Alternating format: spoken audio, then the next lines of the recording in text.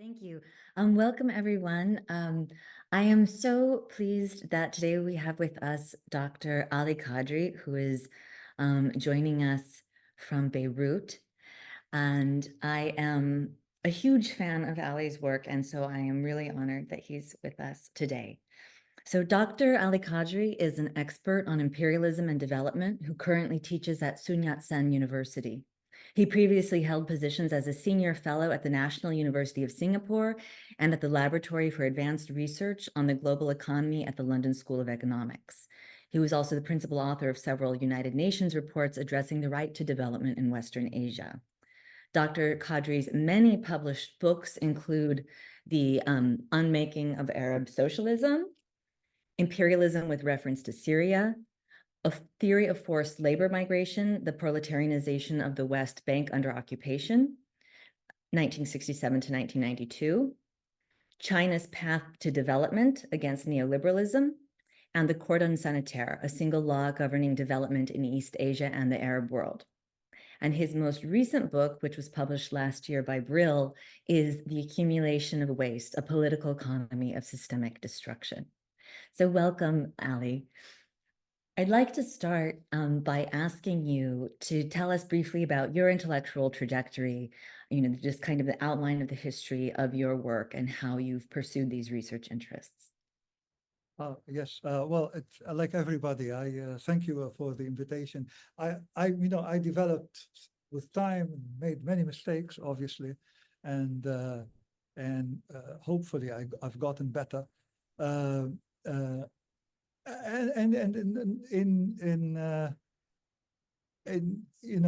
I've worked a lot on the Arab region and the Middle East. I worked also on Africa and East Asia, a bit on China. Doing research, writing background papers in the United Nations and things like that, which were sort of alienated labor because you don't get to have the work for the bureaucracy is not all that sound sometimes. But I was dealing always with issues of mass misery and war and the rest, so that. With time, I started out generally always from a Marxist perspective, but with time I've developed, I found out that destruction itself was a sort of end in itself in the accumulation process, that there is more destruction sometimes than there is construction, than there is things which are of use to society. So the alienation of the decisions that are taken to lead to sustained life were actually so estranged from social control. By social control, I mean society's control, working class control. That all the things that were being done were at the expense of society, and so with time, I sort of arrived at the point where. And especially, when we see all the destruction to the environment as well, which is combined to the social destruction, to the destruction of man, that these two were actually quite integrated. I mean, there was always a destruction of man, but recently more of a destruction of society. And when you look at these things in the mainstream literature, or even in Marxist literature, you find that they're sidelined. They're not really given the attention that they deserve. And one needs to probably pay more attention, because they're not really a side situation. They're not a particular situation, a circumstance, but they're actually phenomenal, and they're permanent. And so I've developed my writings along that line. And towards the end, I thought, maybe the language that we are using could be misleading. That when we say that, something is of value, or we say value relations, because of the intonation, of course, it means worth and das Kapital, but the resonance of such word is such that there is something of use that's being sold, but it's usually what what's being sold and what's being marketed, what's being commodified is really things which are quite destructive and wasteful. And so I decided that maybe the whole story probably should be rewritten, and then just to provoke a conversation around the issue that if the laws of development have got us to where we are now, then these laws of development have to be rethought, not revamped, but rethought in a sense to basically look at their end results, which is the massive destruction of society and nature, and rethinking the whole issue, and especially that things gotten to where they've gotten is because labor, which is supposedly the agent of history and the subject of history, the organizations of labor are the subjects of history. That sort of subject has been hijacked, curtailed, and of course, your work and Gabriel's work is about how this process of asphyxiating revolutionary thought, aborting revolutionary thought has been so tremendously damaging to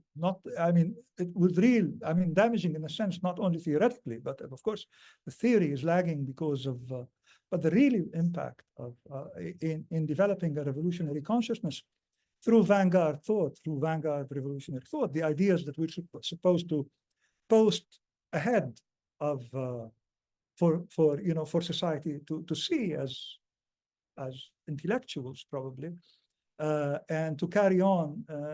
That sort of thing has been quite damaging at the in the way that we should reorganize our thoughts to change things, reframe the methods of thinking as well to change things, and the way things have been going. And there is this sort of departure between the way we should conceive of reality and the way that we are omitting from our scope, our vision, much of the disaster that is out there by thinking that war is simply an anomaly that occurs and that it is unwanted. It seems that war and the destruction of the environment are part and parcel of the production process, and they very much predicate the whole of the social process of production. And if we have that situation and we don't talk about it when it's so essential because it's not a question, another thing with the fallacy of reasoning about things is this reasoning with the constructs of capital, the price system of capital, the accounting system of capital. And these are constructed in the time of capital and in the space that capital wishes to construct them. So we have the GDP of the United States and the quarterly profits of the United States and so forth. But we don't have, and we talk about the crisis, of the economy, which is a too negative quarterly growth in the GDP, whereas the crisis is really now pretty much a crisis.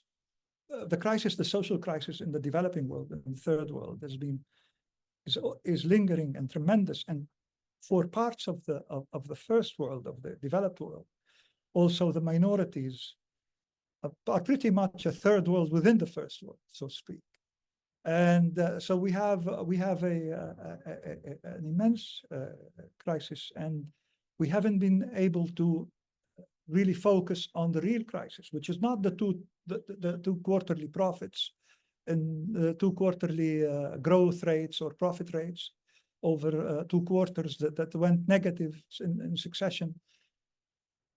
But it is pretty much in an integrated world that is presented to us, and it is actually really a single production process, because nothing happens in the world. It's a single unit of production, and it's treated as a single unit, because nothing could happen anywhere without taking care of all the conditions for productions elsewhere.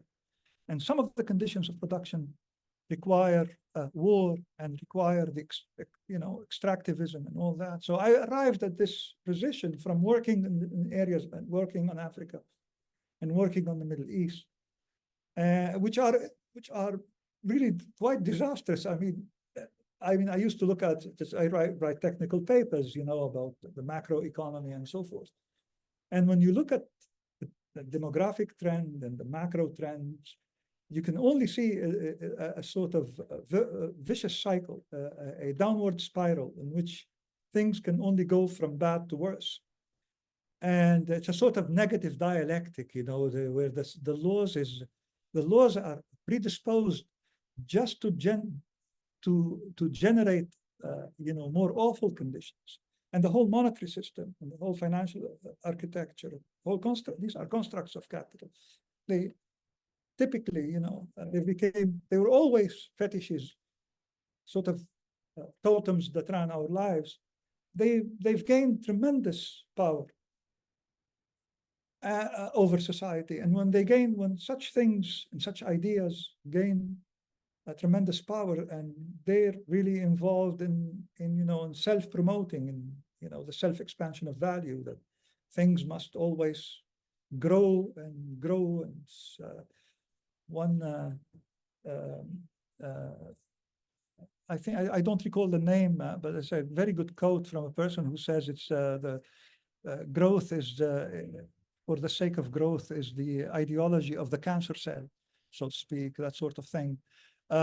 So I've arrived at a situation where I just want to provoke an argument. I just want to inject into the debate a sort of argument that says, look, the world is not only this, but the world is all these developments, and that one uses the term, because many terms have become are used vulgarly sometimes, like paradigm shifts and without an understanding of what a paradigmatic idea is and what paradigmatic thought is. And another thing is existential condition. We have a problem. That the whole existence of mankind is sort of has come into play. Many people speak of 1 minute to midnight scenarios and so forth, but it's really an ongoing process, whether one thinks about it formally as saying in 1 minute in the chronological time that it's really well. But it seems that there's the crisis that we face today as a result of the laws of the development of capital is far worse than anything. And of course it's far worse not because things are sort of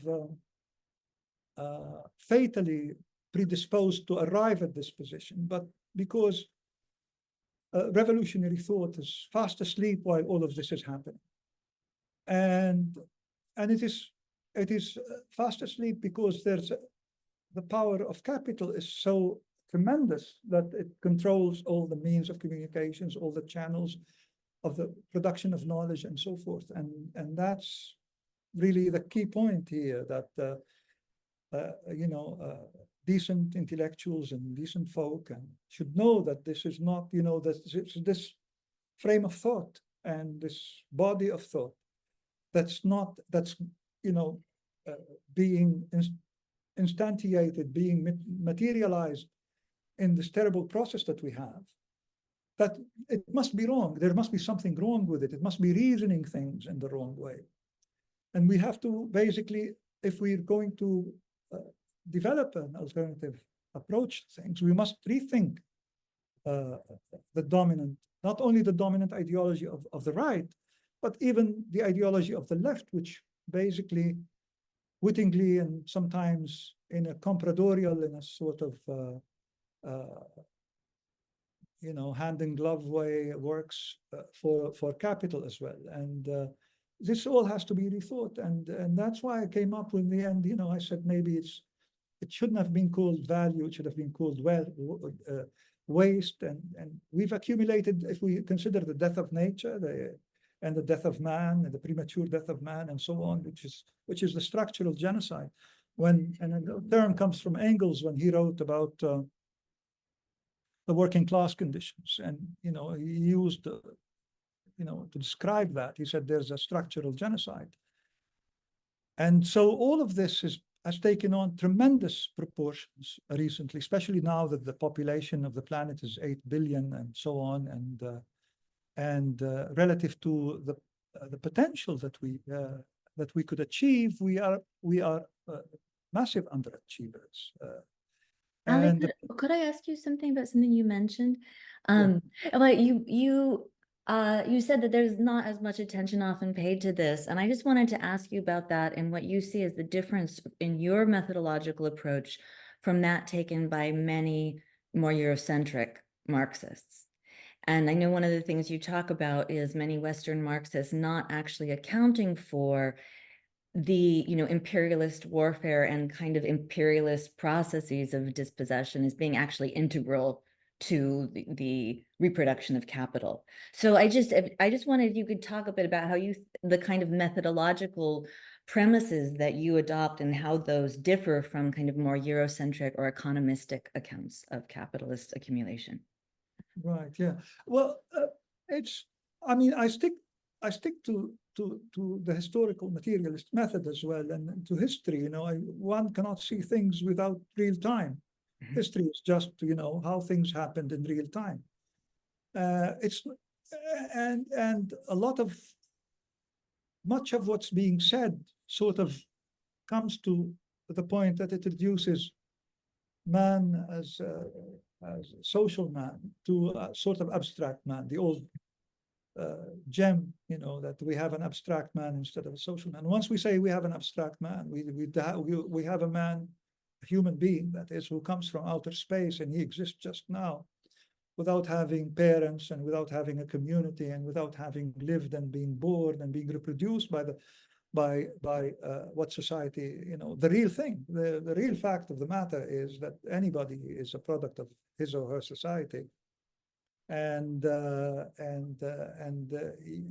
when he goes to work or she goes to work, there's something personal, something individual, but it's also a process of mediation of the investment of society in the person. So the person, social man, is a subset of society, a subset of the working class, and that's what is meant by social labor. And that sort of point, when we consider that point, then we must also take into account what is society. For most of the Eurocentric, then society becomes the developed North and the geographic boundaries of the more developed North. And the concepts, every concept must have some sort of relationship, preference, in fact. And when you reduce the concept, reductionism is always a way of thinking, but when reductionism is selective in what it takes from society, when I say that society is simply my society, this society or that society, when actually Marxism is about internationalism, and it's about that the whole planet is a single production unit, and it's a world system, and it's integrated, and nothing could be produced, as I said earlier, without being actually having some leverage or some input or some future, something to do with the rest of the world. In that integrated process, we cannot adopt a concept that is limited to Europe or limited to a certain country, and study these things. So when we say that, and we say that we have a social man, that social man is a subset of that global society that produces all together. It's not that there are some who are producing and some who aren't producing. The whole process is, apart from that, you wouldn't have a theory of Marxism without having internationalism, without considering that the unit of production is. And you cannot have. I don't like to get into it, but you cannot have an ethic of working class and emancipation, of freedom, without basically talking about the whole world being involved in production. And that's one of the points of departure, that one has to take into account, because much of the talk even in Western, in Marxism, is about relating prices to value, as if, value is reduced to an economic category where, of course, prices are the magnitude of value, but they're not the magnitude of value in the sense that there's a proportion that if the price is puny, then the value is puny. It's not like that. Value is actually a social relations. It's the social relations that governs the reproduction of society. And there's another point in the method, which is the concentration on production rather than on social reproduction, because these two, they're related, but they're also different. When we talk about social reproduction, we're no longer talking about the factory work in England, and the division of labor around making pins in a factory that Adam Smith talked about. It's not that factory that matters really. And social reproduction, it's all of society getting involved in social production relations and trying to put things together to sustain itself over the future. And when we see things in that perspective, then what we're seeing is a process of how did we reproduce ourselves so far, and we did not do well, obviously, relative to the potential, and also absolutely as well, because the rate of destruction, as at least if we take only the environmental, because people now concentrate only on the environment. But it's really the social that has to be concentrated on, rather because the environment is not, they're not in a race. The environment and the social are together. They're integrated. There isn't an environment without a social agent. In fact, the universe would still be here if we weren't here, I think, and that's not, but we are here, and therefore we should think in terms of how we are interacting with our, how we reproduce ourselves. And so the whole process of social reproduction has been a process on a negative trajectory, has undertaken a negative trajectory, a trajectory of self-destruction. And the self-destruction itself, if you consider, say we have a building that's we need to dispose of, and we hire workers, and they're involved in destruction. They're destroying the building, and the destructed cement is going to go to fill a hole somewhere, and it's going to be sold. So in social reproduction, things don't materialize only once. The realization of the commodity is not a one-time realization. The labor that is involved in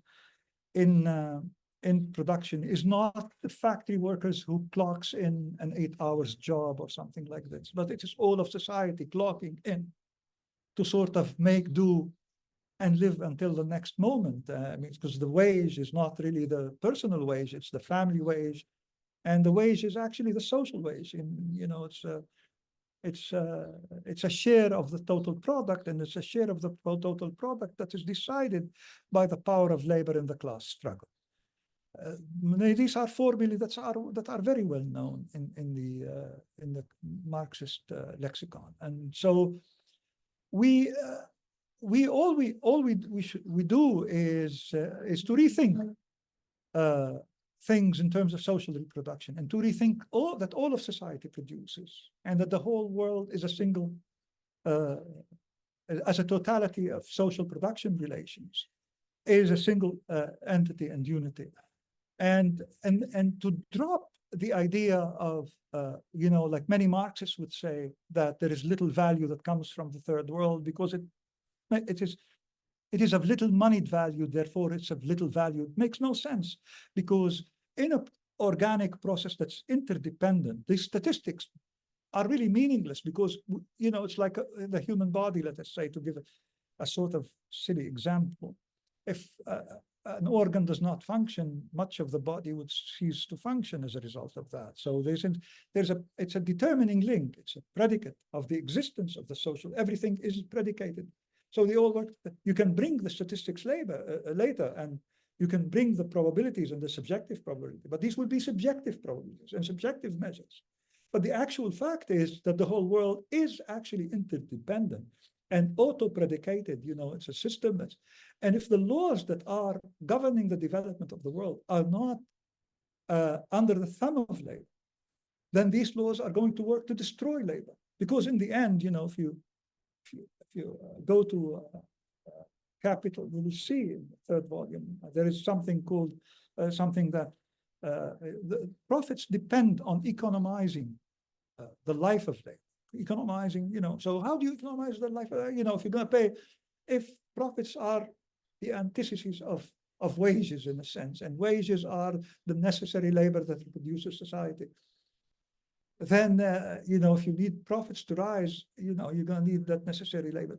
But what has happened too is there is an ingenuity to the commodification process.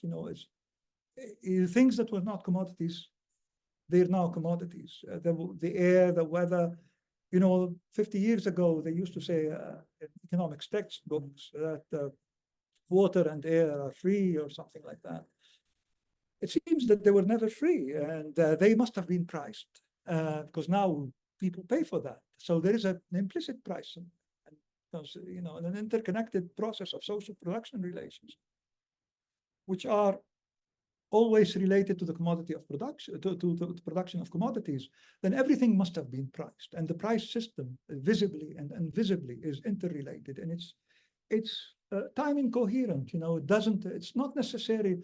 Like I say, if I go into the store to buy this fork, for instance, and I pay for it, or a can of Coke or something like that, and I pay for it or something, that's the hypothetical time. That's the time of capital and the price of capital has captured my will and imagination in the process that this is what's happening. But in terms of social reproduction and social how things work, I mean, the process begins somewhere.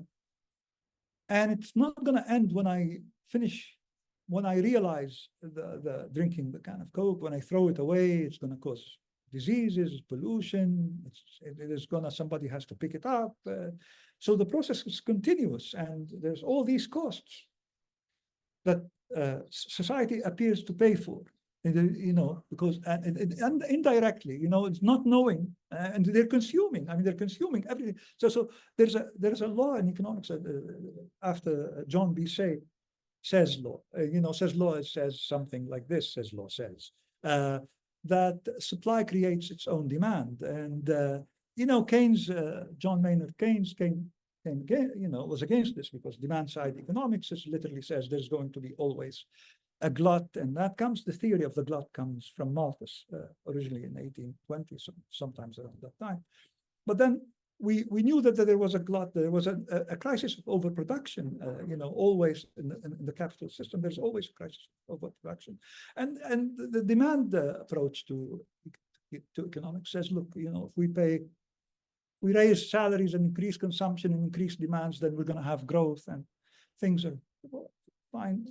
That is fine, but the issue with that is, with time, wages and increasing living standards will cut into the profit rates, and especially unless, of course, in a two-tiered system of imperialism and imperialized, then you can feed some and give them an insatiable appetite to do things. But that's been talked about. Actually, the idea that there is insatiable consumption, and at one point, but what hasn't been talked about is that there's a process of auto-dissolution, that basically the destruction of man and the environment are commodified, like the destruction of the building that I just talked about. There's the process itself, and it's is now paying money, and war is the ultimate process of destruction. War is pure waste. I think when Marx talked about war, he says that something, a state, a nation invests in people and military materiel, and so forth, and then they just dispose of this, and it's just pure waste. Well, but waste itself is saleable. It sells, and it's profitable. And now we have green bonds. For instance, we pollute and we can sell, and and also because the environment, you can always say, well, the future is going to be pretty horrible. as we, that's what we're always being told. I mean, all the scientists now, environmentalists say that. But at the same time, the information that comes from this, one cannot trust the scientists of capital, as and under fascism, 97% of the physicists were fascist. So science somehow, that's this in the sociology of knowledge. That's the example that is given to say how knowledge kowtows power. Now there are many reasons not to believe the scientists, but when the scientists are saying that, they're actually peddling the issue that the future is going to be very bad, and so the prices in the future are very high.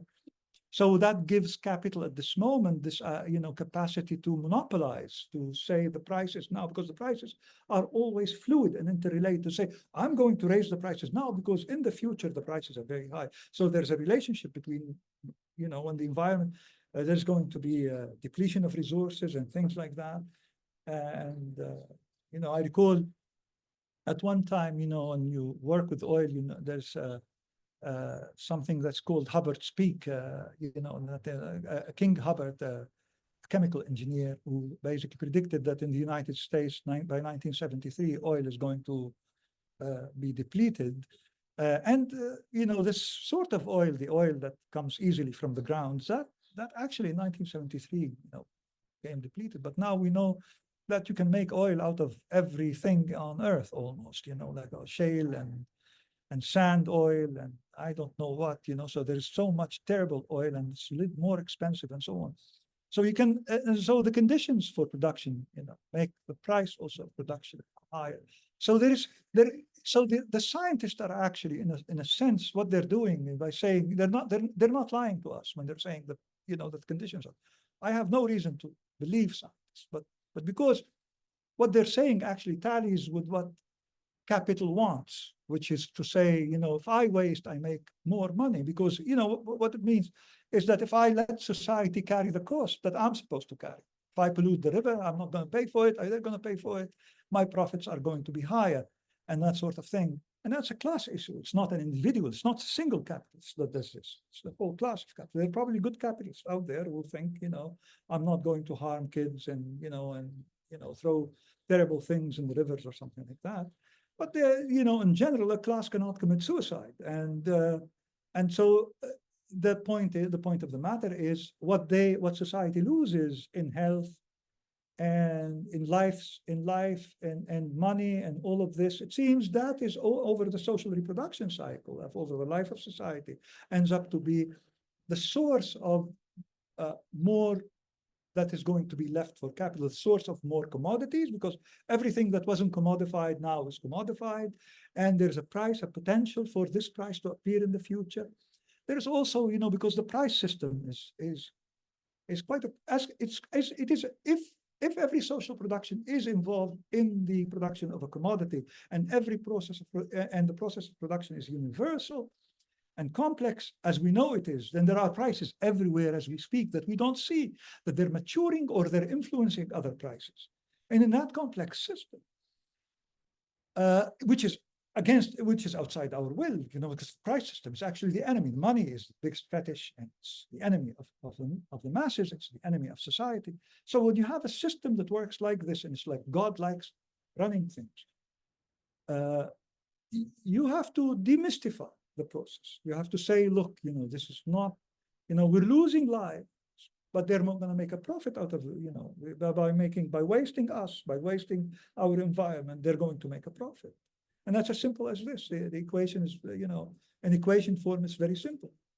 If we die early and if we go to the hospitals more and pay for hospital bills and so on, and if we die at war, where they spend the war material to basically obliterate nations, and things like that. And, that's, it's not simply an industrial military complex situation. That's an economized version of what really happens. The whole social structure is an industrial military complex. It's not like the military is only the military. I mean, if you think of the news agents who go on the news and say we should go invade and things, they're actually better killers than the soldiers on the ground. so really, these are, this is the sort of picture that the Eurocentrics and the Western Marxists fail to see. If you say, if you're going to go by the price system of capital, by the accounting system of capital, and not see things the way they really are, that there is the facts of how society lives. There are some societies that don't live. Some societies, as one Palestinian author said, death saves them from their lives. They're so miserable that when death comes, it saves them from their lives. He's a novelist. And when I read that, I said, that pretty much tallies with what's really happening. I mean, and that sort of, this sort of picture is illuminated in the process, in the intellectual process. Because a commitment to the working class, a commitment is a commitment to the international proletariat, and not to one proletariat. If we do commit to one proletariat, we're committing to a welfare system that feeds off the imperialist dividends and off the waste. Of course, they have better healthcare and so on. But in 50 years' time, the good thing is, to use the word loosely, ontologically, although I don't like that, but a lot of people use it because ontology is not really, it's something that belongs to metaphysics, but ontology in the sense that the way, the broader laws of things that are out there. The situation is pretty much an accumulation. We have accumulated more death and more wasteful things than we have accumulated so far as for the planet as a whole, than we have accumulated useful things beneath the structure. And anthropologists find that. Anthropologists, when they go to burgeoning cities that are beautiful with gardens and flowers and things like that, and when they do the studies on these things, they find that there is a hidden labor that comes out at night. That is a very cheap labor, imported labor, that's going to water the gardens that tourists are going to walk through every day and pick up the trash and so on. That hidden labor, when you peel the surface of the glitter of that society in the north, you will find the death in the south. And it's a system, this two-tier system, which is quite, and it's not that the South and North are not geographic in the sense, because a lot of the South exists in America and Europe. The prisons are full of minorities in Europe and the minorities in America. So it's a two-tier system that's cross-cutting. It's not like I'm saying North and South or something like that, as if I, geographically I'm pointing to North and South. It's just simply for illustration, because North and South are cross-cutting. Yes. Oh, no, thank you so much, Ali. I just want to jump in to make sure we get to a couple more questions. So because you were talking about oil, I wanted to, and also this really important point you made about how we have to recognize nature as social nature. I wanted to go back to the point that you've made where you insist that the extraction of natural resources is always preceded by the devaluing and destructions of the human lives of people who live in those territories that are being targeted for extraction.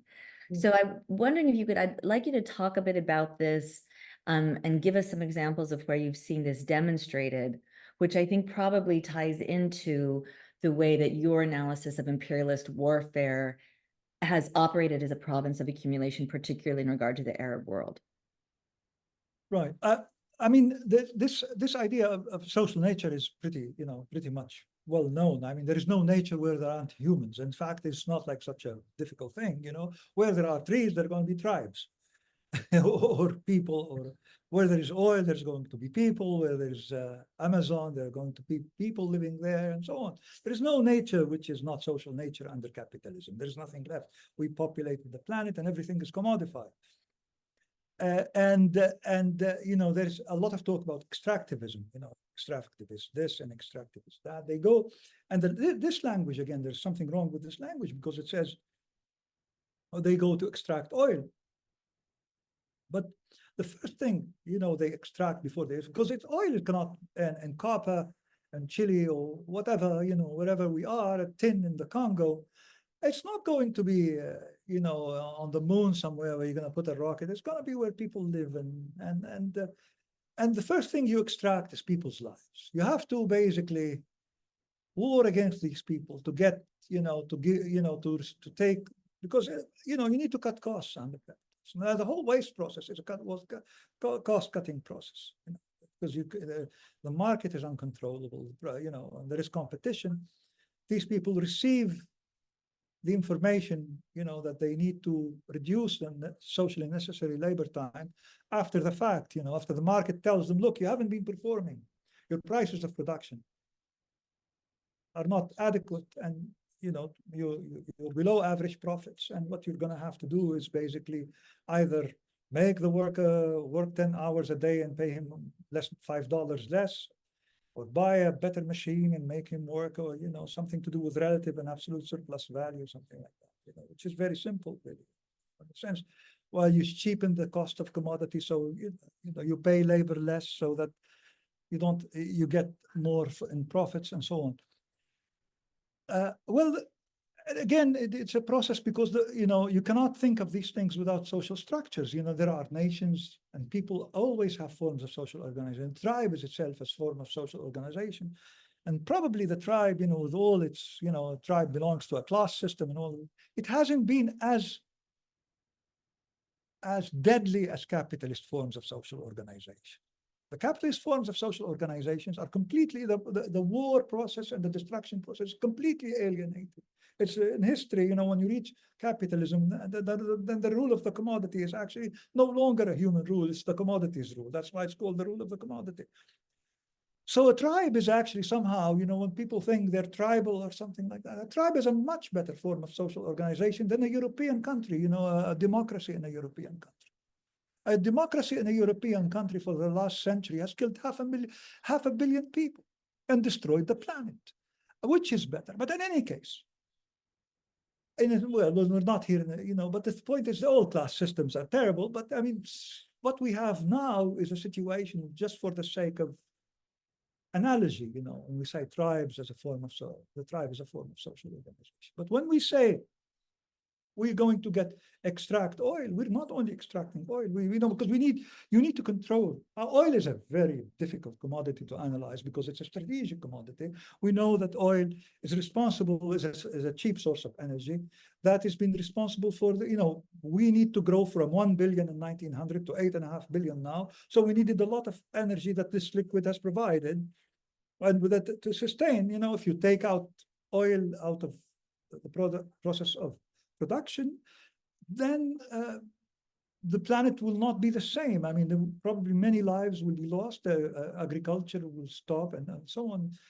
Much of agriculture, probably, and so there is oil is quite a strategic commodity, because much of life depends on oil as an energy source.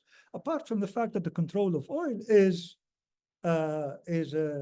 the control of oil, not oil itself, but the control of oil is a control of the future labor of all of global society. Because you control oil, you have power over everything, because you're controlling the lives of people. And so if you control the oil states, if and you sell the oil in the dollar and so forth, you enjoy so much power, such that you can print your fiat money, the dollar, and receive against this collateral that you hold, much of what humanity is going to the wealth that humanity is going to create in the future. Wealth is actually, again, somewhat paradoxical, because wealth is usually, the impression one gets is we make a lot of good things, useful things that are valued in money, that have the money is the commodity and the commodity is money. But much of wealth is actually the dirty air and the dirty sea and the death in wars and things like that. That's also wealth, that these things sell. And so wealth is really something else that has to be rethought, because he's wealthy. I mean, what's he wealthy for? The many cars that he have, or the many deaths of nature and so forth that he has created in the process of having these many cars. So when we talk about extractivism, we're not going, to Chile or to the Congo or to the Arab world to get the oil. It is a unity, man and nature. And the trees are not going to negotiate. The oil is a thing. It's not going to tell the United States corporate body that look, we want $10 for our one barrel. It's the people there, and so you have to basically suppress and massacre and control these people, colonize. It's a different form of colonization, and much more effective form of colonization. If you can have a government that is so compradorial in its nature, that is not committed to the area in which it lives, that its money is parked in, U.S. treasuries. And it's, I had a friend who passed away who used to teach at in New York, in Washington. It's this one university there that teaches diplomats. And one Arab king visited there. And his son, the son's king, used to go to this school. And he says, well, he was more American than I am. My friend is American. And I said, how? He says he's a king, but he gave a problem to the security services of the United States because he wanted to ride his Harley Davidson to Harvey's and eat a hamburger. So, there was quite a bit of, so you have a compradorial class that is actually, the passport doesn't mean anything. And value is not national value, it's international. Social relations. As I said from the beginning, this is one global unit. And so you have a situation where you've created this form of colonization, this form of, sometimes it's new colonialism, but it's really far worse than colonialism, because these governments are much more brutal than the colonials against their own populations. You see in the Arab world, for instance, the people are boiling when they see the Gazans being massacred and genocided. But none, the security services and the army, these armies and these security services, they're there to suppress the masses. And how do they suppress the masses? They're massive attacks on people everywhere. Daily, you'll hear that in refugee camps here and there, there's going to be people who are going to be snatched and tortured and so the situation, with these neo-colonials that we're saying, but the point is, you need lower commodity prices in order to ensure profitability at the higher end of the production process. But in the process itself, part of the process, an essential part of the process, is not getting the oil out of the ground itself. The principal operation is the operation of destroying the masses that are over the ground and that to whom the oil belongs. It belongs to these people who are actually a subset of the international proletariat as well. Developing nations are international proletariat, are part of the international proletariat. And so what we have is a situation that people, that we don't see that. You don't see the extraction of lives precedes the extraction of oil and of the raw material. And it's an industrial process. It's carried at an industrial scale. You bring in military bases everywhere. It's either you bomb or basically your presence with your NGOs, with your, the whole body. It's an army. It's an intellectual army, and it's a real army. And so basically defeatism sets in pro forma, by default.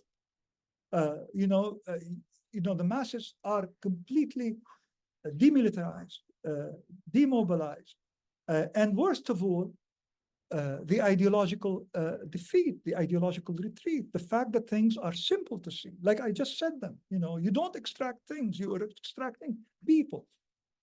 There isn't anywhere in the process of, we look back at 500 years history of capitalism, the industry of extracting people's lives has preceded the industry of extracting the things themselves. But this reification, this idea of things explain things and things are subjects of things, this process of making, thingification like this, right? That the oil went up and oil went down. Things as if there are no people behind it. The relationship between people are relationship between commodities and things like that. There isn't any mention of people, and it's a loss to us. It's a loss to it's it's a loss, a theoretical loss, obviously, because theory must address something in reality, and it doesn't address the principal issue in reality, which you're not going to get the oil unless you get the people first. And that's the sort of thing.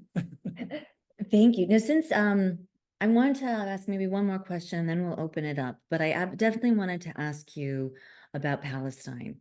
And since this is something you've written on and also given a lot of interviews lately, and if you could talk about the fundamental causes of the longstanding imperialist and Zionist aggression against and dispossession of Palestinians, and also explain why you argue that the systematic extermination of Palestinians that is currently unfolding is not exceptional, but is rather exemplary of contemporary class warfare and of expressing the interests of the imperialist class. Well, I mean, I've just, the figures on the death toll in this region as a result of the war on terror, since the war on terror set in. Now, the death toll goes back, since the French and the English and the partition of the Mashriq and so on. But the death toll in this region, I mean, you can read figures on that. Of course, it's the region with the highest rate of refugees, displaced, internally displaced and externally displaced refugees. And one figure is something like 4 or 5 million people. I mean, I'm not sure how they've constructed these figures, but when you read that there are millions who died, right? I'm not sure how solid these figures are, because these are doctors of something that wrote something like that. And there are others, if you say that millions have died, so the war on Iraq in 1990 and so on, and in Syria and in Libya and in Sudan, and the whole place is set asunder, and Iran is under embargo, and the whole place is just a cosmic hell in a sense. It's not really.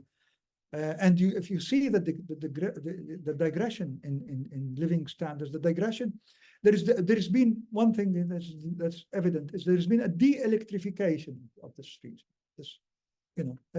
People don't get enough electricity and enough water and things like that. So when the Soviet Union, I think, came to be, and the first thing, the big project was the electrification. So now we have a de-electrification, that children no longer have light bulbs and schooling and so forth. And apart from the death toll, so the region is an absolute mess.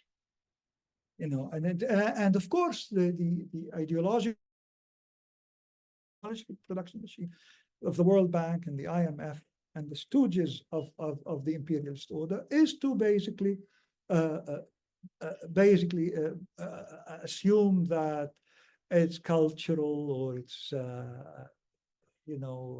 something to do with the tribe, or sectarian, or ethnic divisions. And of course they construct a lot of the identities. They pay enormous amount of funding to construct interwarring communal identities, such that the process of war itself is a huge industry. It's I have come to the realization that in this region, war is a bigger exporter than oil for the world capitalist system. It's like the export of capital is really is the war. If you think of war as a liquid, and you open and oil is a liquid. You open the tap, and if you pump more oil, you make more money. You can also think about it as war as a liquid, and if you open the tap, there is more money, because war is funded by treasury bills and others, and it just adds up, trillions of dollars in a very short time span, and so on. So in this region, it's the construction of the state of Israel at the expense of the Arabs displaced from Palestine, the ethnic cleansing. And there were genocides and massacres in almost every village in Palestine is in 1948. All this process, I mean, if you look at, there are historians who know this more than I, because I'm not quite knowledgeable of the details, of the historical details, but from what little I know, is that the Zionist literature is all about safeguarding Western civilization and the advance of Western civilization and so forth. So you have a situation where you've taken a pretty advanced region. I mean, the Arab region, is historically it's quite advanced. It has, and you've completely destroyed it as a competitor, as a sort, because capitalism is about competition. It's about, you cannot be a winner unless you make more of a loser of the other. It's not like, there is a crusader that is going to, it's not about the history of the Crusades being recreated, this historical mythology that sometimes, that there is a Christian-Muslim war or a war of a clash of civilization, this sort of rubbish that's being spewed. There is a civilization of capital and the civilization of labor work. And if you can basically put an imperialist colony right at the intersection between Africa and Asia, I mean, imagine the benefits to imperialism as a result of that, and demobilizing all the resources of these continents, Africa and the Arab world, principally pretty much the same. And then the Middle East and the Arab world, it's pretty much the same. These are all very similar. They share a similar history and so on. And they come from they have a similar level of development. They share a similar attack of imperialism across, time and so on. So if you're capable of doing that, creating a very strong militarily armed settler colonial state just in the middle of it, the benefits are enormous. But in a sense, the struggle of the Arabs in Palestine is indefatigable. It's proven to be much too difficult, and the struggle of the masses in this region has proven that it is an invincible power. The masses are literally invincible. Capital, by definition, is very weak. I mean, capital is a fiction altogether. It's a question of really, if we see an Elan, to speak it, that comes in the morning and says, this is what really capital is all about, that's what it's doing to you. It's wasting your life to make money. And it's really, if you stop thinking like that, then this knowledge of things is really the substance of their power. Then they'll be desubstantiated. They will no longer have the power. If that happens, you don't need to, literally and hypothetically speaking, that's a very hypothetical situation. You don't need to fight an armed struggle or a class warfare. It's simply disintegrate. Capital will no longer be there when people, let's say, come to this realization by this imaginary example that I've just given. But things are not like that, and people realize that that they're losing lives, they're losing everything in the process, in the warring process. Their very destruction is the industry of capital. It's no longer we want to take your oil, but we want to destroy you completely, because the system is exponential. It takes in, it's a metabolic order that takes in cheap nature and man more and more to make things that are going to sell over here. But here also they're selling. It's a process of social reproduction where everything, it's a much more complex order than just I sold it one time or something like this. It doesn't solve like that. It's missing the picture, missing the real picture, missing the historical materialism, which is what the method is. So the point is, when you have a situation like that, you cannot, when you don't have any hospitals anymore, you don't have any schools, you don't have electricity, you don't have water, and you're being bombed. What are people going to do? They're going to fight back.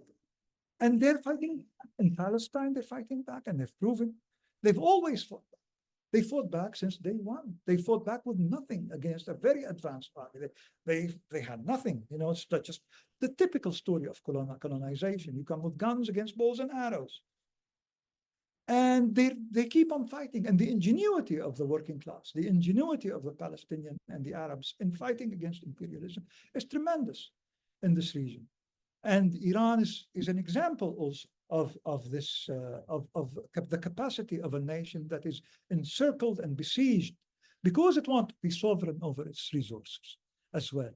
So whenever you have a situation of this nature, you're going to have resistance. Resistance is never going to go away, and the masses will absolutely win. I am, as much as the picture is pessimistic that one draws, and it is a very sad picture, globally, that is.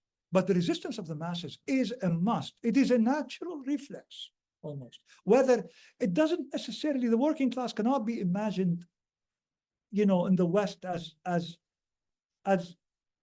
some Marxist, again, idea that's going to capture the popular imagination, and the working class is going to be all wearing miniskirts and singing the Internationale or something like that. That's a working class. That's an imagined working class. The working class has a cultural identity as well, and it has a history of struggle. Orientalism is not simply about the swear words that the West uses to denigrate the East, as Anwar Abdul Malik would say before Said. Orientalism is about severing the history of a nation from itself, destroying its history, taking away all its history and putting it in museums or something like that, and rewriting the history such that people will no longer be able to draw symbols of resistance from their history for the struggle. But the symbols of resistance exist in the struggle, and the working class is going to have a cultural. There is no working class without a cultural identity. There's no working class as a human being with a culture of sorts. The important thing is how to align the class struggle. The ingenuity of what is to be done is how to align the forces against the eminent power that we're facing.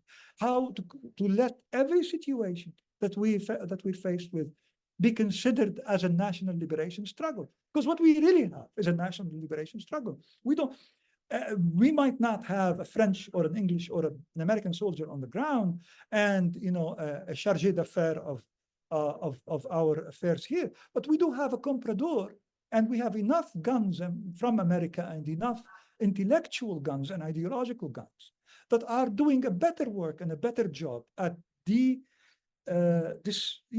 at weakening the region such that they take everything from it for nothing. And that's the whole process of exploitation. The whole process of exploitation is not taking something from one individual who worked 8 hours in a factory, and then he worked 4 hours, and therefore for surplus value is 8 minus 4. That sort of tinkering with a little bit of arithmetic. It's not like that. It's a social product. You take everything from society. Society altogether produces, and society is a set of social relations, the totality of the social production relations. That's what society is. And society is the working class. And so you're taking things from the working class as a whole. What do you take from the working class when you economize the life of labor such that you make profits? You're going to take their lives in the end. And that's what people feel. Their lives are being taken. They don't live for long. They're born in misery and they die early, unnecessarily, because the permanent crisis under capitalism is a crisis of overproduction. We have, people think food, for instance, right? We produce food for 12 billion and we could produce for 24 billion people. And yet we have 30-something thousand or even more. Oxfam says 36, I think, thousand people who die unnecessarily of hunger every day or something like that. The food rapporteur, John Ziegler, once said that if you count something like 1, 4, 3, 4, 5 seconds, you're going to have a child under 10 dying unnecessarily from hunger. So you have a situation globally which is an absolute nightmare. And which means that the profit rate is really not because there's a machine which is better in the north that is making things which are expensive, like a BMW car, that the profits are being made. That's not where the profits originate. The profits originate from the capacity of capital to destroy the ability of labor to stand for its rights and negotiate the right price for its labor in the developing world. That's where the profits. I mean, let's say I'm going to buy this fork, and I have a fork here. I'm sitting on a dinner table. So let's say you're going to buy this fork, right?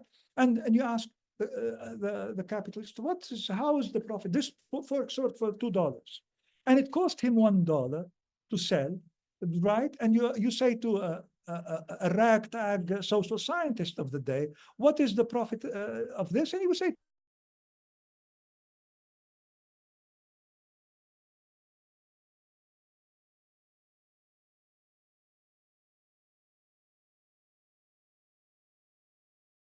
people to make this cheap.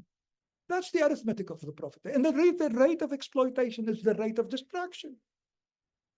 It's what what you do.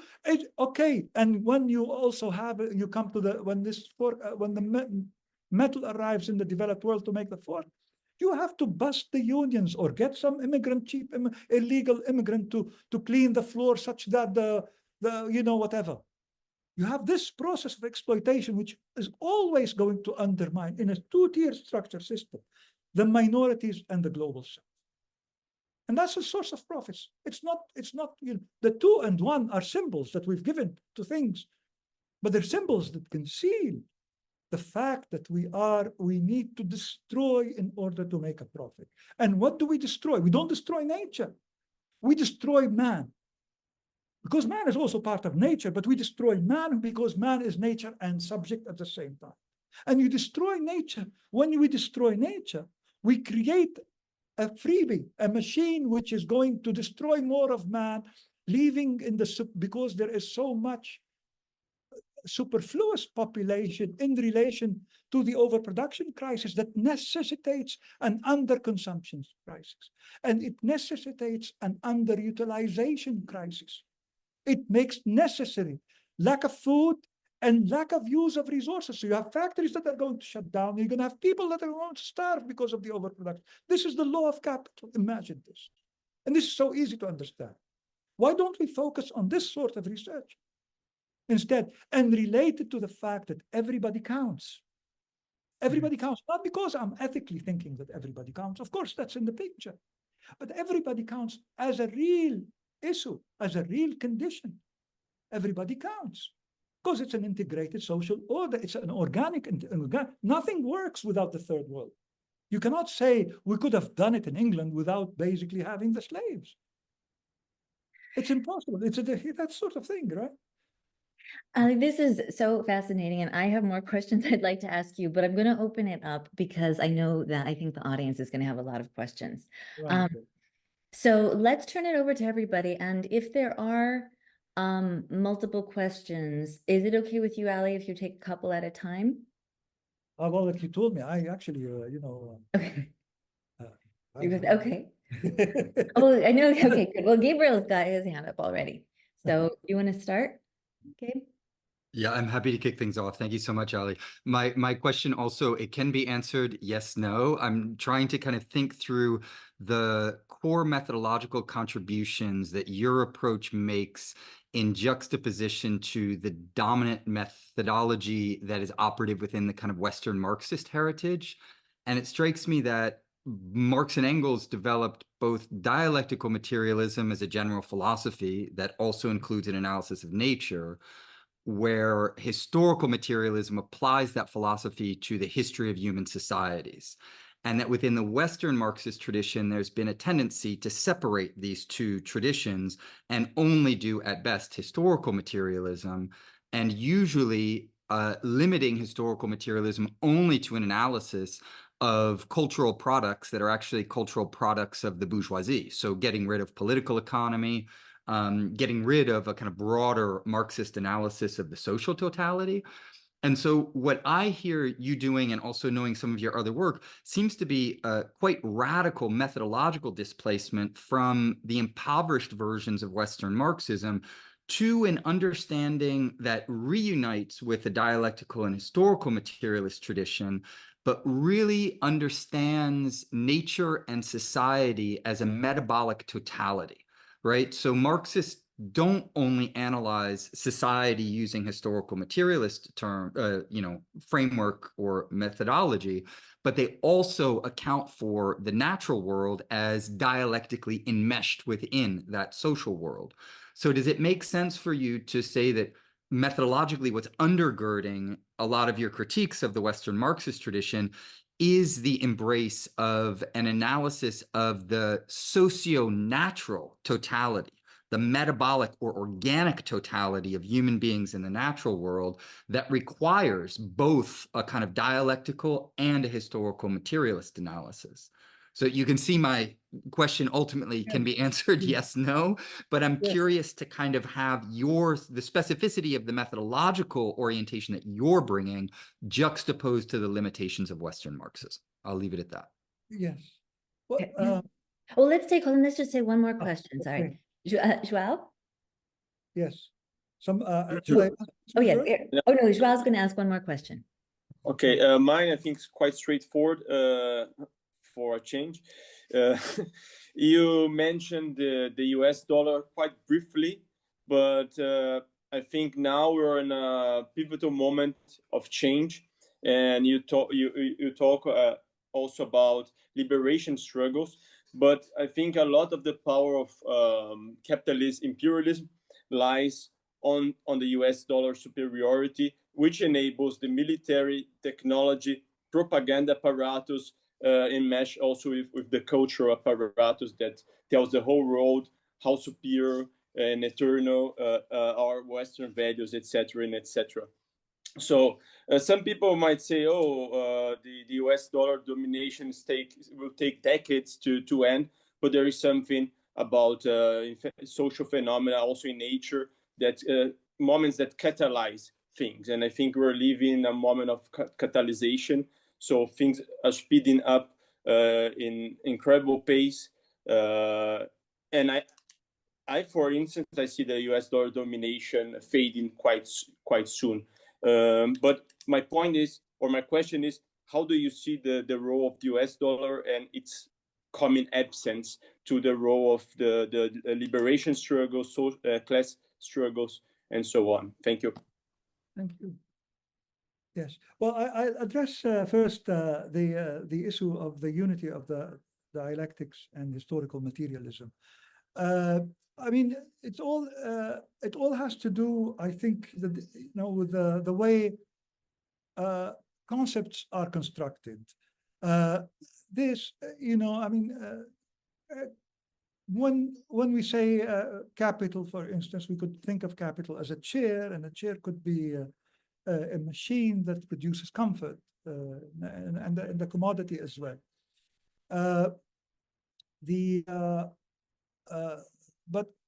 But a chair is also came into being as a result of a production process, and a bunch of social relationships that have actually put the chair in place, and that's going to take the chair out. And when we say social relationship, a social relationship is something, we have, let's say, collegial, a friendship relationship. And that's, something we cannot touch, let's say. But it's, most social relationships in a class order are not friendships like this. They're power relationships. They're they're power relationships. And also, when they're social, they also have an ideological spin-off to them. They're also a realization of an idea, of a bunch of ideas, of a history of ideas. So we do have, when we speak of social relationships, we're speaking of something which is quite dense in a sense, right?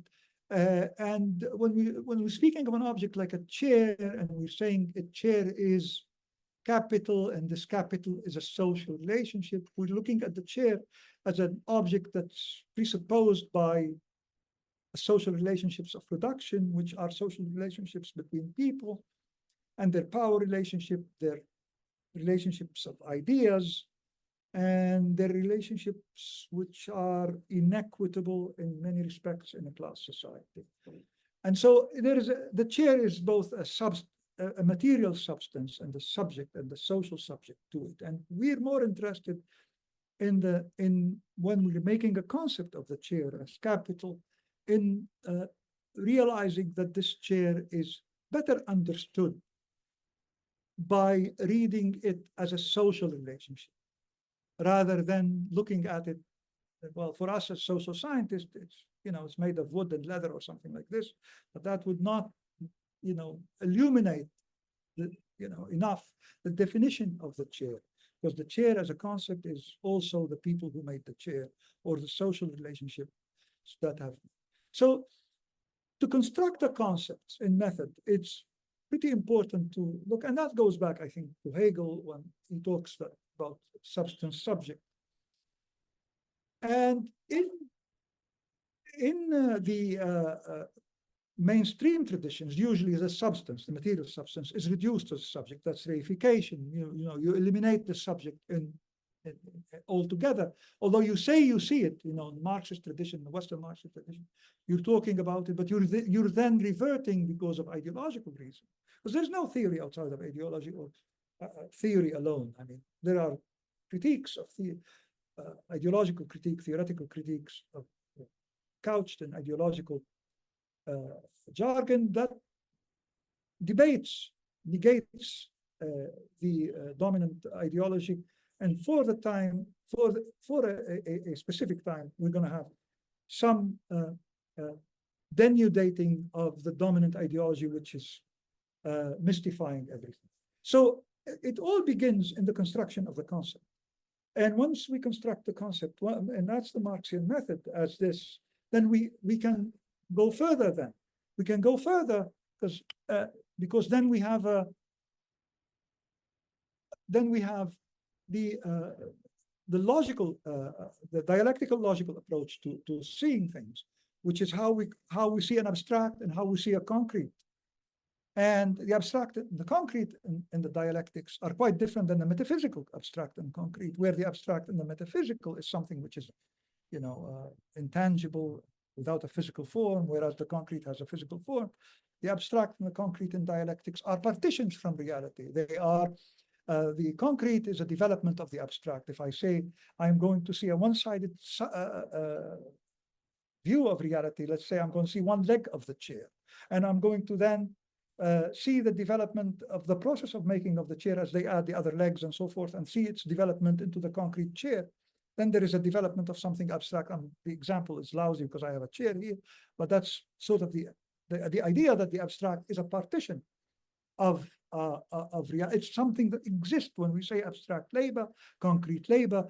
Abstract labor is an evolution of the concrete labor after market regulation. So you can have an ascent from the concrete to the abstract, or from the abstract to the concrete. And that's a law of thought of dialectics, that you cannot understand a historical development without applying some laws of thought that follow the ascent from the abstract to the concrete in the development of history. Other laws, for instance, is the law of unity of the logical or the rational and the historical, because if we're going, when we see things after the, as they are, after the fact, they could be a mesh of many things, multifarious, indifferentiable, extremely difficult to perceive. But after the fact, when things happen, they must have happened necessarily as such. So we develop the laws of development. We see the necessity in the development of facts. So you cannot have a history without the dialectical laws of thought as well. You need if you're looking at a history and you're saying that history is in its immediacy, in the way it is unfathomable. We cannot, grasp it all together. But in thought, we can grasp its laws of development. We don't need to be aware of everything, because that's impossible. But we at least know that there is a law of development, for instance, that is let's say, the absolute law of of capitalist accumulation, which says there is going to be one end which is going to be rich, there has to be another end which is going to be very poor, and we observe this law universally all the time. And universally, that is society as a whole. You cannot say that there's a welfare society in the North that is living, all by itself and somewhere without the exploitation of the South. So you must keep in mind that these are artificial borders. And to construct concepts based on geography or something like that is basically to reduce reality to be eclectic and selective, such that you drive the ideology, you put the ideology such to contort the theory. So there is Western Marxism, there's a lot of theoretical contortion, and that, comes from Kautsky originally, and how he argued and it's still the German communists up to date. They argue for Zionism. Most German communists are basically argue in favor of Zionism. So you have a situation, and the Frankfurt School, of course, is one such example. So you have a situation where the method is not it's not so difficult to unpack. You see things, and you must see the people who made the things and the relationship between people who made the things, and that's what matters. And if you change the relationship between people such that people are in control of these relationships of production, you change things. And the way to think about this is, to make a long story short, is to look. We cannot perceive all of reality. We perceive a partition of reality, a one-sided fact, and we develop that one-sided fact into something else. Either we say concrete and abstract because they're interchangeable, because at one point the abstract becomes the concrete and the concrete becomes an abstract, and there's an evolution in time, in real time. And so you cannot take away nature from from man. You cannot take away the development of the ecology from the development of society. Anything of this nature discounts the fact that if you're reading historical materialism, you must read the very basis of the social reproduction of life, and you must have laws of thought that read through that. And of course, all the system of knowledge that we have, that is produced under capital, is made to distort the dialectics, to distort the fact that things change, and there are laws of change, and there are laws of thought that capture the way things are changing. And this method of reasoning is shunned. You need to reintroduce it globally, and that's a revolution in itself. That's a predicate of the revolution. And people see it in revolutionary times, in the revolutionary moments. They think like that. They think that there is change, and we are subjects of change. There is a revolutionary tide when it comes. You can see the dialectics and the historical materialism working hand in hand. So you see, for instance, the liberation of women comes with the liberation of the means of production from the rule of capital. And that goes hand in hand. Now, so to make a long story short, because this is a very big question, you cannot partition the method into dialectical materialism and historical materialism. You cannot think of historical materialism without dialectical reason, because history cannot be a bunch of facts. It must be some laws of development discerned after the fact. We have arrived to where we are today, where things are pretty bad, because there is a law of development that necessarily is going to make things bad. Let's say the law of profitability. To make more money, you're going to have to make society take the cost. And how does it take cost? Nature is going to take the cost, and people are going to take the cost. Nature and people are together. And that's what's been happening. And not necessarily happens, because that's a law. In the law, it's tendency, in social science, we say it's a tendency. But even in physics, we know that even the constants of physics have a probability of not being constants, but it's to the power 10 to the 53 or something. So that's a short end to this question. The other question on the dollar is a weapon against the masses of the world. It's more deadly than anything. I mean, let's take the indebtedness of the developing world. Let's take a country like Egypt or Tunis or Ghana, for instance. Let's take Ghana in the late 90s, something I worked on for a short while. And at the time, Kufuor was running, Ghana is indebted.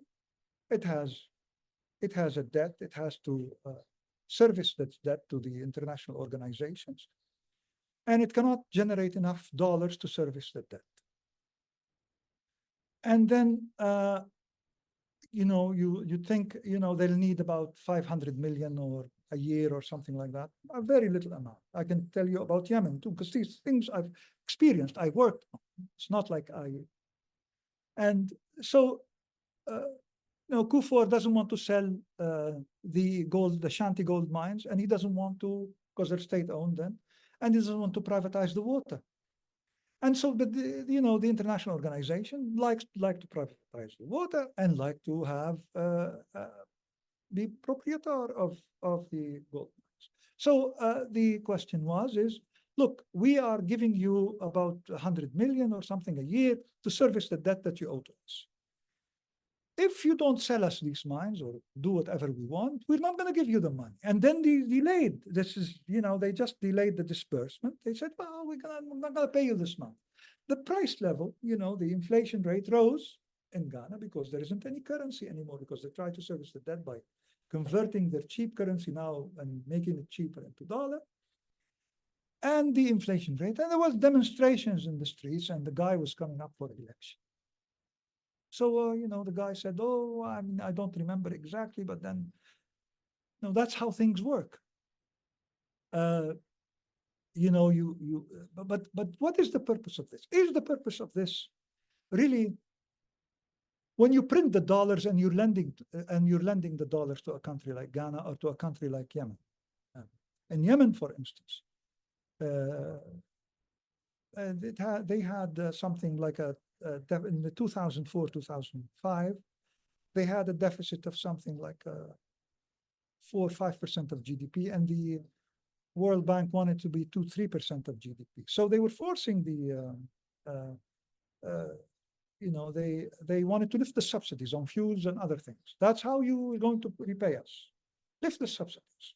If you lift the subsidies on fuel, the tractors can't run, you can't plow, you can't make any wheat, people starve, for instance. That's in one facet of the thing. If you privatize water in Ghana, what's going to happen is there's bacteria in the water, and when children drink the water, they're going to suffer. So this is the process.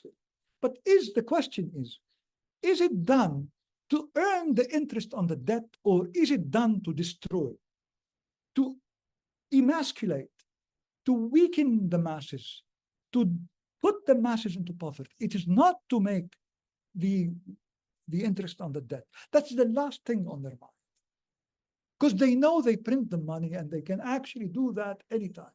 The purpose is to domesticate, to subjugate the working class, to make the people sort of submit to whatever they want.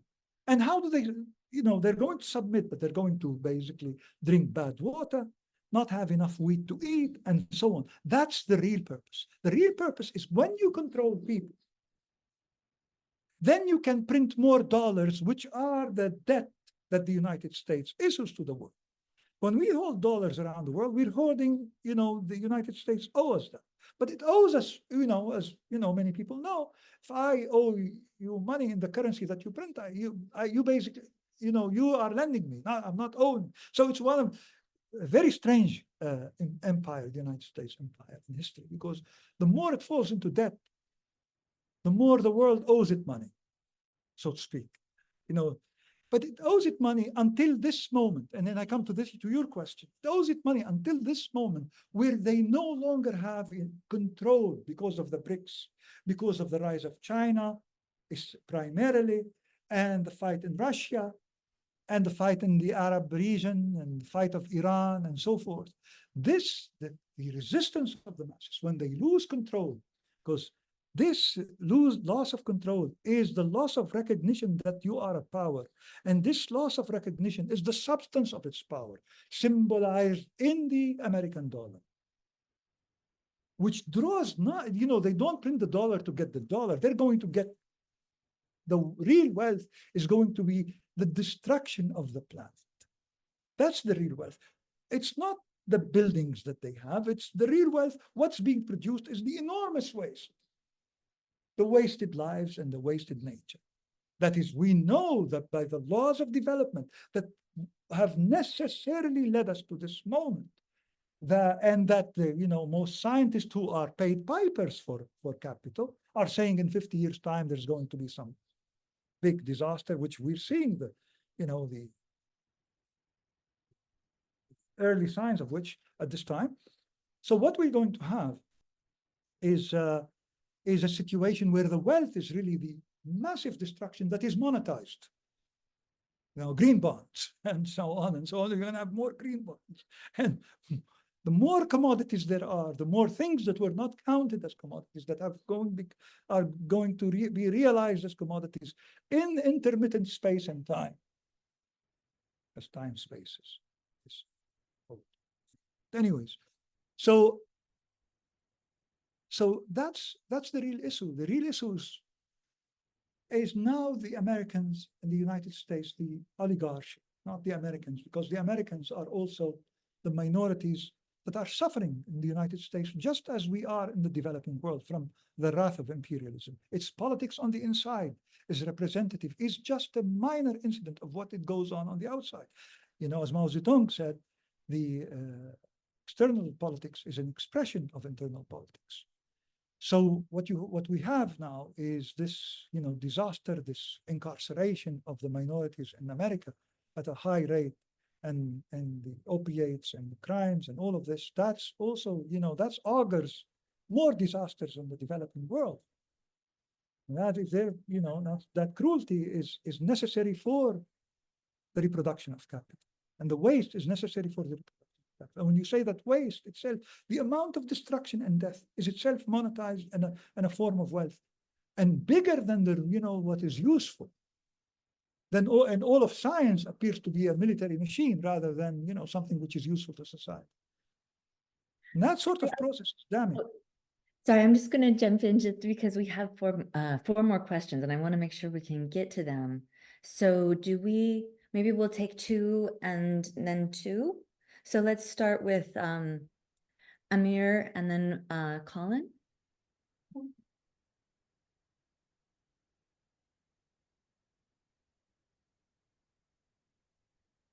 Oh, you're muted. Sorry. In your book, The Unmaking of Arab Socialism, you talk about how Egypt and Syria had they performed better economically during the state-led industrialization era, 1960 to 1980. And my question is, if this is the case, why is it always a popular perception that this was a failed era, that Nasser and the Ba'ath failed in Syria and Egypt? Why this popular perception? And yes, if you could recommend sources on the current state of the Egyptian economy, I would be grateful. Thank you. Colin? Hey, thank you for your talk. I really like this this discussion of the importance of waste and destruction in capitalism. And I think this is a really important thing to talk about when dealing with the current crisis. But I wanted to make a few just critical points as like a kind of a point of discussion. And mainly with the critique of the positivity of use value that you made, because I agree that Marx sees wealth to be the amount of use values, but he also talks about consumption realizing the commodities, and that the active consumption removes them from the sphere of circulation. So I guess my question is or my kind of critical comment here is I'm a little bit hesitant to say that the productivity of a bomb is the number of slain persons, because this seems to me to be the consumption or realization of the bomb, and that what's being sold is not number of slain persons, but what's being sold to, the working class and the imperial core through taxation or through debt that they're going to have to pay off through taxation later, is the use value of the bombs, which are then stockpiled and then deployed by the military the military industrial complex buys Lamborghinis or whatever based off of selling these bombs to the working class. But I do agree that there's this effect of deploying these use values that then creates this waste that needs to be taken care of and then rebuilt and all this stuff, which gives new opportunities for accumulation. But I guess I'm just a little bit either unclear or hesitant about replacing like waste as the aspect of the commodity, or use value of the commodity with the aspect of waste, if that makes sense. Yeah, thank you. Well, the question on Egypt and Syria, I mean, I've looked at the data as well, you know, I mean, that's part of my research then, is I've looked at the data, you know, and I've studied, you know, the conditions. And, you know, time is, of course, time is qualitative, you know, you can't say, you know, I'm going to take something from now and, you know, compare it to the past in relation to the time that, you know, they came from under a colonial era where there were 3 schools in the country, 2 hospitals or something like that, and a literacy rate of 80, 90%. You know, colonialism is not what it's all made up to be, but, you know, usually you have 2, 3 schools which are well performing. And people who are pro-capitalist, you know, pro-imperialist and pro-colonialist, to say, look at the product of those schools. But this is not an understanding of what underdevelopment is. Underdevelopment is, in its cruelest form, it's lack of capacity. That means you don't have enough resources to make many good schools. Because, you know, you have an 80, 90% illiterate population. So at best you can make 2 or 3 good professors or teachers or something, when you have a population of 50 or 100 million. So basically, the underdevelopment in its simplest form is a question of capacity. You don't have things to produce. You don't have machines. You don't have tractors. Now you still use an oxen and a plow and things like that. You don't have. So when you look at the rate at which when you had this form of Arab socialism, which is a sort of socialism which involved nationalizing land, distributing land to the peasants, because in an area which was a class society, like any class society, with a feudal nature, it was awful. I mean, you know. But then, you know, the socialists, what they did is they basically, you know, made schools and made hospitals. The Chinese example of send the teacher and the doctor to the countryside, that was an illuminating example for many Arab socialists. And you know, you needed electricity, you built dams and so on. And the natural ally in this case for these regimes, for these governments, was the you know, the Soviet Union and China. China in particular was very helpful in providing. It was very poor, but it made very good, you know, weapons for people's war, and so it exported. You know, didn't export much capital because it couldn't. It came from very impoverished situation. There are many rifles in the hands of peasants who are, you know, have a revolutionary consciousness. That's a great thing. And so when you have these masses coming into possession of power through the socialist minded governments that they had, then you had what you produced, you know, the wealth that you produce, the wheat that you produce, the knowledge, the people who teach, who can work in the land for prices that are determined from the land. And there was delinking then, you know, there was a detachment from the environmental imperialist, you know, they closed the capital account. You can't let our money go out. We don't want, you know, your money to come and corrupt our, you know, money or something like that, to undervalue our money. We're not going to import luxury goods. We're going to import machines to make things and the knowledge to make machines. And you have a period of a huge jump in productivity. And that's what you need in order to defeat the heritage of colonialism and reverse underdevelopment. And so we can see that in Algeria, in Libya, in Syria, in Egypt, and many Arab socialist countries of this nature, in Iraq. And so in comparison, and then I was reading the data, you know, I was really reading the data because I had to write the technical reports on all of this, you know, the demographics. So and if you look at the period after, you know, the collapse of Arab socialism and this onset of neoliberalism, and you have a reversal of people, what has been reversed is people are no longer represented in power. That's, if you see, it's as simple as this. The peasant and the worker are no longer in government. Then what you have is a comprador who's going to take the money and park it where? In the United States and in the European financial markets, and not or waste it on ostentatious consumption of sorts. And so you have a situation where things, agriculture, there was reprivatization of land, reprivatization of the means of production, a destruction of all the achievements, and things went really horribly, awfully bad, in a sense that illiteracy rates, for instance, in Egypt began to rise again. You almost eliminated literacy. In some figure I saw a few years back, illiteracy is back to more than 50% or something like that. And you have a situation where, as I've said before, there's no electricity, no water, and none of that. So it's really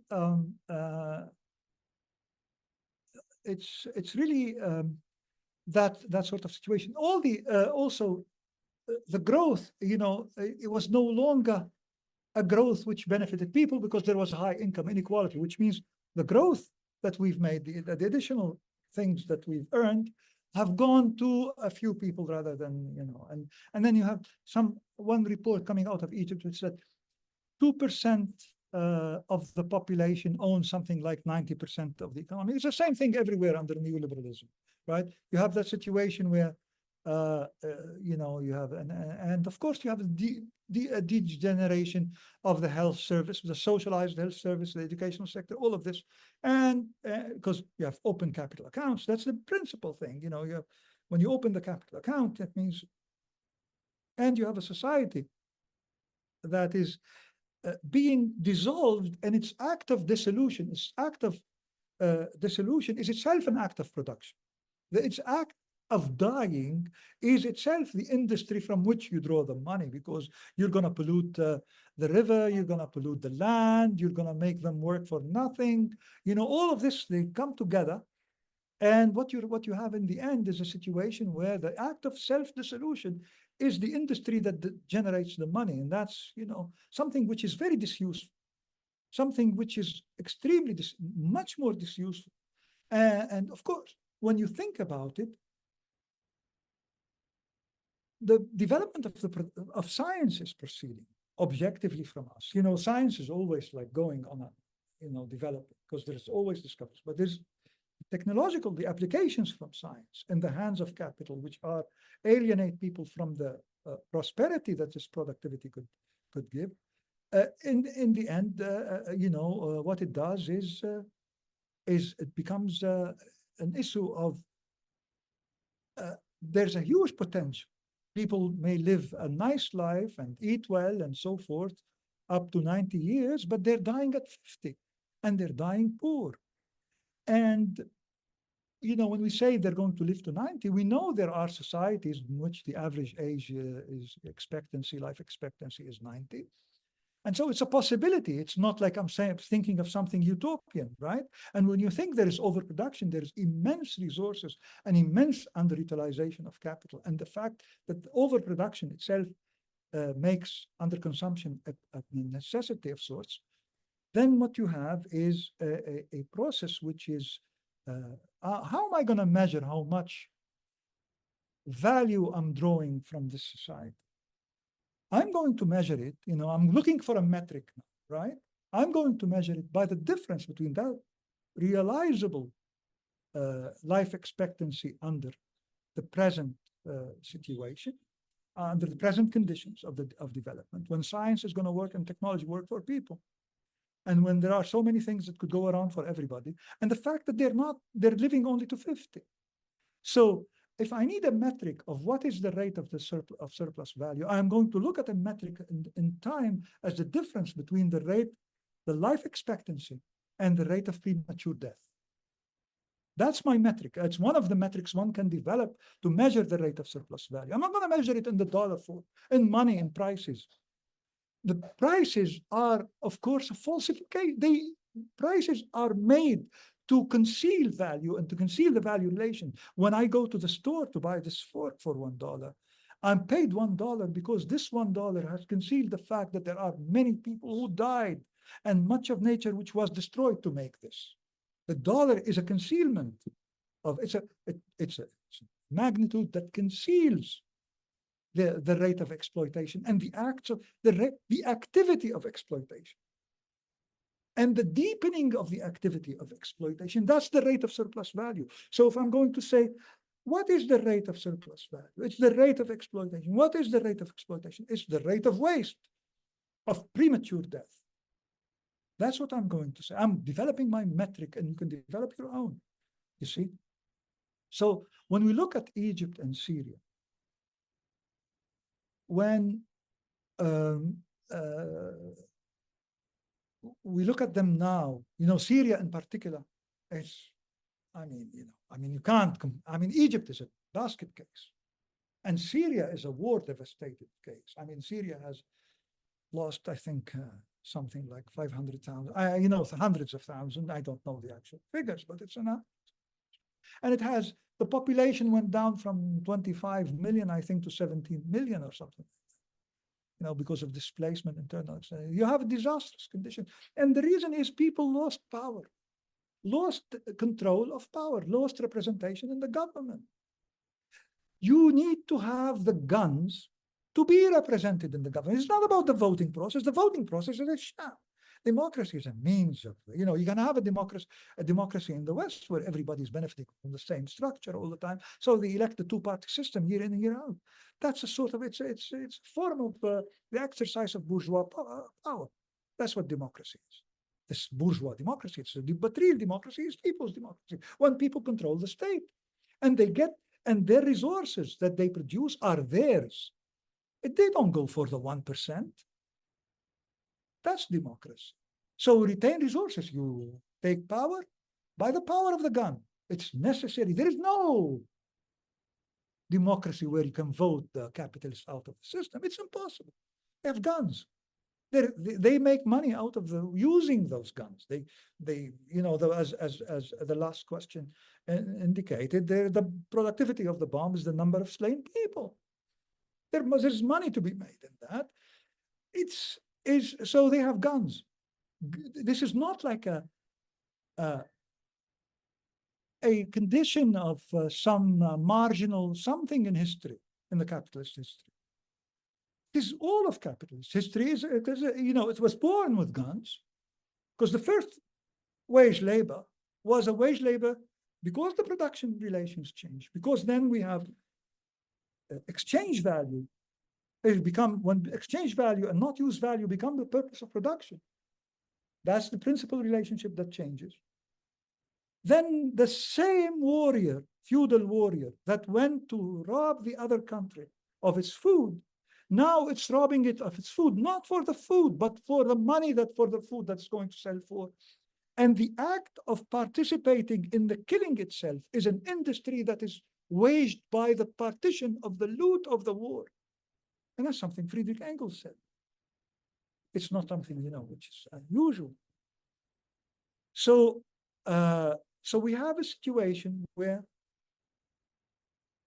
these Arab countries have been systematically destroyed. And they're destroyed by a mesh of power to which Israel and the Europeans and the US and NATO belong to the same mesh, class power mesh. There is no such thing as, there are probably insignificant in differentiation in this power mesh. They all agree that we need to genocide the Palestinian people, but don't let us see it on television. You see, that's the point. We don't want to, please don't let us see it on television. It's given us a bad reputation. And when, I think Buchanan says, let's not get stuck into the human rights jargon, because sometimes the United States might need to do something against the human rights jargon, and we're going to be in problem. And that they have a problem, because they must exceed what the rules that they laid down for the international order And they yet because they're in crisis, and this is a very huge crisis for U.S. imperialism, because when their whole mode of reasoning is the mode of reasoning of the commodity, I want to expand at any cost, because I'm expanding value, and I will expand, and in the mind of the person, the mind of the capitalist thinks like. The mind of the whole class is determined by the institutions and the ideology and the body of thought and the purpose that says I need to expand. That's all commodity. That's all the commodity talking. It's not a human being talking. Ali, sorry, could I just I just want to jump in because we have 2 more questions, and I want to make sure we can get to them before we wrap up. So we'll just take these last 2 questions. First, Catherine, and then Francesca. Well, thank you very much for your talk. I wanted to, you mentioned briefly Orientalism, the idea which was even articulated before Edward Said. And in the article we read today, I saw you briefly mentioning culture being reduced to tradition.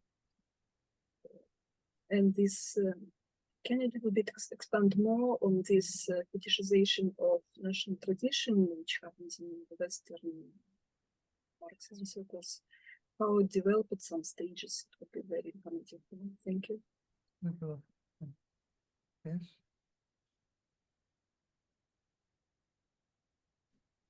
Hi. Question? Yes. Sorry, should I ask my question now or should I wait? Yes. You very yes. I couldn't hear very well the last question. So you. Okay. This actually is it's related to what in a way to what Catherine was asking. Your statement about sort of pretense underlying the framing of a direct relationship between cost and value instead as a social relationship is one that really resonated with me as someone working in contemporary art and who is thinking about the role of the market, especially with regards to the ways in which the attractiveness of difference as a marketable commodity is mobilized by many in the gallery system. And within that framework, I was thinking about your discussion of the ingenuity of the commodification process, referring more specifically to environmental sources like water and air. And given the larger absorptive capacities of capital and its sort of adaptability, I was wondering if you might expand on the commodification of emotion or feeling and even, emotional labor, and maybe how it might factor into some of your theses. Thank you. I just want to address before very quickly the last question before these 2 questions on the issue of the usefulness of a bomb. I mean, we do consume everything we produce.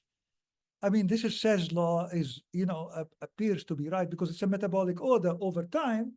Everything is going, all the trash that we, all the, the death that's been produced, the death of nature and the death of man, it's all being consumed. It's being wrapped up in something and consumed, or it's consumed raw. And that's not, again, this is phenomenal. It's not like, we've always done that. And if social order has to undergo a process of taking in inputs and putting out outputs, and the outputs themselves become inputs into other outputs. And so we have a process that continues over time, and everything is being reabsorbed and resold and repackaged and so on and so forth. And there is something called anti-value capital, value, something which is not of use. And we now see that everything is not the biggest picture is the wealth stock that we have is not a useful stock. It's just that, we can see it in the environment. People see, the, floods now and dirty air or something like that. But you see it, but we fail to see it essentially in the accumulated death since 1500 under capitalism. There's a huge amount of death being accumulated. And this death is the source of wealth. It's formulaic. That's what capitalism is about. It's going to, of course, if we wait long, for another 50 years without the masses taking hold of power to organize production. There's an anarchy of production. You need to organize man and nature. To reorganize through planning. There needs to be a plan that is imposed by the masses to them for the masses. That's for the last question. For the question on traditions and culture, because when we speak of culture, we're not speaking of, a culture of food or some, we can say that there's a culture of food, but culture as a universal value, culture is the store of knowledge of humanity. Culture doesn't belong, if somebody produced something somewhere, it doesn't belong to him or to the nation or something like that. It will certainly become universal. Culture, is the universal store of knowledge. All the knowledge that humanity has is going to be for all of humanity. It doesn't have, they might try to have patents and property rights to limit, the use of medication for AIDS in Africa or something like that, that are cheap when AIDS came around or something like that. But that's not, in the end, it's going to escape the national hold and the private capital hold, and then we're going to have something which belongs to all of humanity. That's what is meant by culture. Now, traditions there are certain traditions within culture that are that trail from history, that have a historical civilizational roots, and they continue on, and they're part of the the maze of universal cultural values. But when capital takes hold of they can take a hold of this cultural identity or cultural something and make it into a weapon against the working class, or make it into making something chauvinist out of it, to chauvinize, let's say, our traditions are better than yours, or our culture is better than yours, or something like that. Culture cannot be weighed in the kilos, in a sense. It's not something, there isn't a culture which is better than another culture. How do we know which culture is better than another culture? They're all, in a sense, they're, under capital, it's a class system. All cultures are going to be terrible. They're going to, if they're going to give somebody rights, they're going to deprive many others of rights, because the whole process of dispossession by accumulation by dispossession is about taking the rights of others. So the use of the word culture in the Marxian sense is that the universal store of knowledge.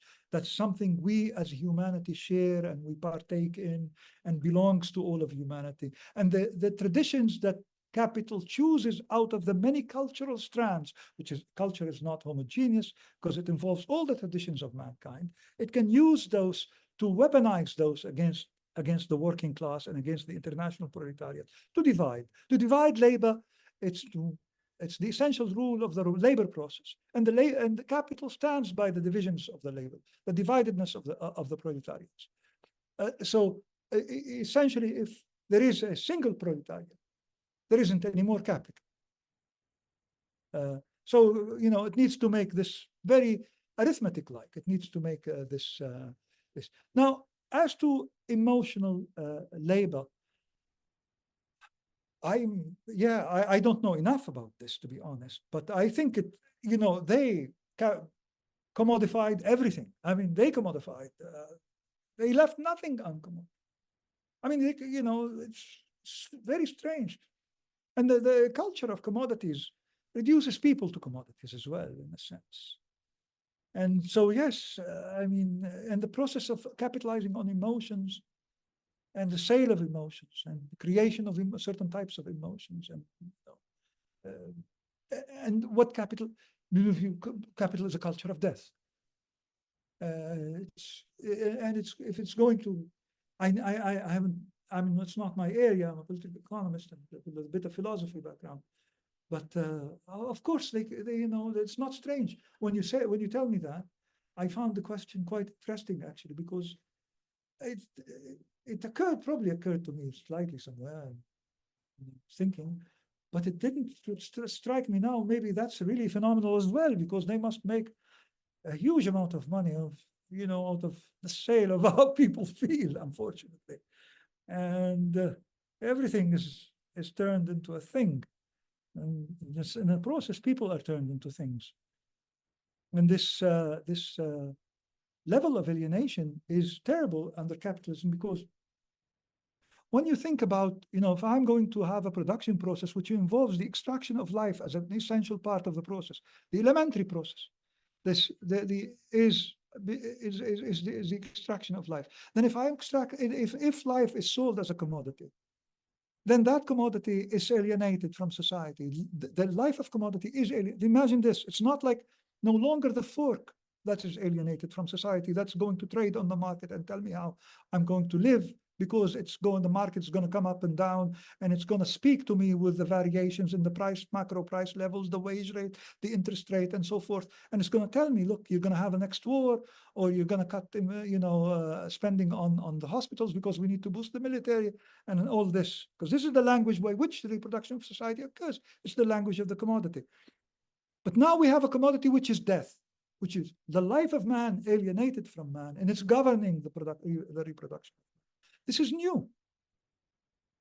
I mean, I'm sure it existed before, but I'm realizing it, as I'm saying it now, that this is not at the scale at which it occurs. So science is a matter of degree, and the scale at which it occurs is tremendous, because relative to time cannot, you cannot tell people, look, but, for capitalism, you're living to 30, but now you're living to 50, right? I mean, you cannot tell people that. That's chauvinist. That's quite racist, actually. Because they're not living to 30, to 50, because because only to 50, because you are making sure that they live only to 50, not to 90, because you need them weak to dispossess them. And what is worse is the dispossession of life. The extraction of life itself is a material course that is commodified and that sells. So death on sale, really. That's what capital is all about. So emotions, yeah, I mean, they must make, they'll commodify Mars or something. I'm not sure. Yes. I think it's we're out of time, and I think, death on sale, that's what capitalism is all about, is a good way to wrap up and summarize this talk. Ali, thank you so much for this brilliant talk, and for your really monumental work. It's been so great to hear from you today, and thank you all for your excellent questions. And just as a reminder that tomorrow our session is at 8:30 a.m., as Gabriel noted. Okay, thank you all so much. Thank you, Ali. Cheers. Bye-bye.